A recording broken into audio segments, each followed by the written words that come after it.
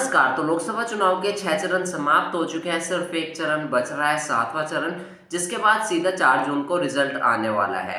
8 से 9 दिन सिर्फ बच रहे हैं, जिसके बाद सुधीर चौधरी और बाकी के एंकर्स के भी क्या नखरे या तेवर कह सकते हो आप, जो आपको कहना है, बदलते हुए नजर आ रहे हैं। जिसके बाद यहाँ सुधीर चौधरी ने प्रदीप गुप्ता जी को अपने जो है शो पर बुलाया, मतलब कि शो पर लाइव आए और उन्होंने पूछा कि आप आंकलन अपने अनुसार दीजिए कि आपको क्या लगता है। सुधीर चौधरी लिखता है, क्या चुनाव के 6 चरणों में बीजेपी बहुमत का छक्का मार पाई है? सुनिए प्रदीप गुप्ता का जवाब, जिसमें प्रदीप गुप्ता को जब वो अपनी वीडियो कॉन्फ्रेंसिंग में बुलाते हैं, जिसके बाद प्रदीप गुप्ता बड़ा ही गजब का जवाब देते हैं। प्रदीप गुप्ता जो है चेयरमैन और मैनेजिंग डायरेक्टर है एक्सिस माई इंडिया के। जिसके बाद प्रदीप गुप्ता कहते हैं कि फूड इज हाफ कुक्ड, और यानी कि आपको मैं क्लियरली मतलब बताऊं तो फूड इज हाफ कुक्ड का मतलब हो गया कि खाना भी आधा पका हुआ है। अगर आप अभी से ही बताते हो और बाद में कुछ चेंज आता है तो वो सही नहीं रहेगा।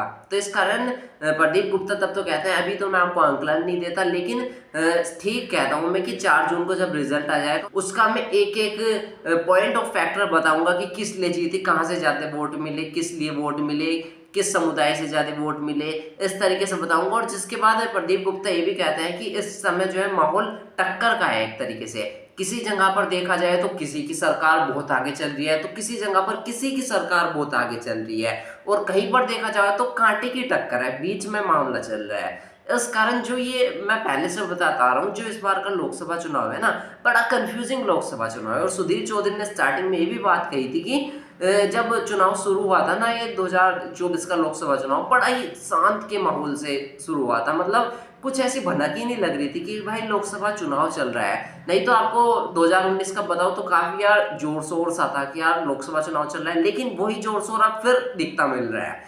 पहले चरण में ठंडाई थी, दूसरे चरण में कम हुई, तीसरे में कम हुई, चौथे चरण में कम हुई, पांचवें चरण में और कम हुई। अब जाके जो है बिल्कुल ही मतलब माहौल ऐसा हो चुका है कि अब लोग कंफ्यूज हो गए हैं कि अगर जीतेगा तो कौन जीतेगा, क्योंकि टक्कर कांटे की है। नहीं तो एंकर्स का क्या होता है, एंकर्स बता देते कि कौन सी पार्टी जीत रही है। अब एंकर्स मुझे लगता है ये खुद भी कंफ्यूज हो रहा है कि कौन सी पार्टी जीत रही है इस तरीके से बताने में।